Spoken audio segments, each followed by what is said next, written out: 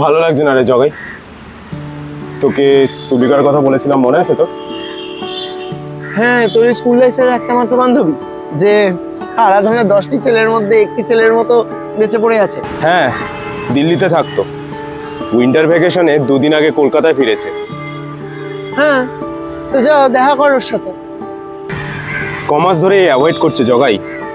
আমি অনেকবার করে জিজ্ঞেস করায় বললো আমি নাকি ওর সম্পর্কে খারাপ কথা বলে বেরিয়েছি।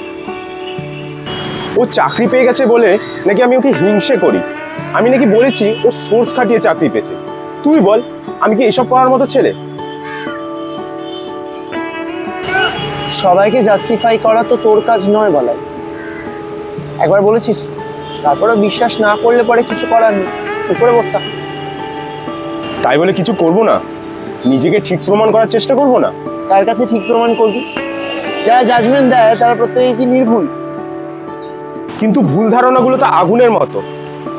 আমার ব্যাপারে ভুল কথাগুলো বাড়তে বাড়তে তো আমার কাছের মানুষগুলোই আমাকে ভুল ভাববে। আমি তো সেটা মানতে পারবো না। দুটো চা। কারা কাছের মানুষ বলে? যাদের সাথে একসঙ্গে ঘুরে ফিরেছি, নির্ভয়ে সুখ দুঃখের কথা বলেছি, টিফিন শেয়ার করেছি, তারাই আমার কাছের মানুষ।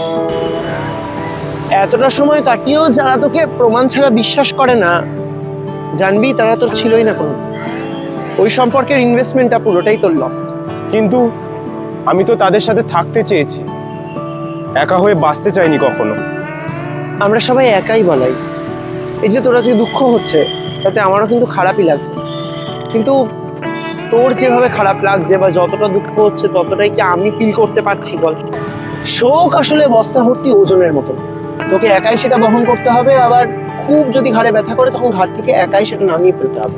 আমি শুধু তোকে উপশমের পথ বলতে পারি মাত্র, বাকি কাজটা কিন্তু তোর নিজের হাতে। তুই নিজের কাজটা মন দিয়ে কর, কারণ you are answerable to yourself only, not anyone else.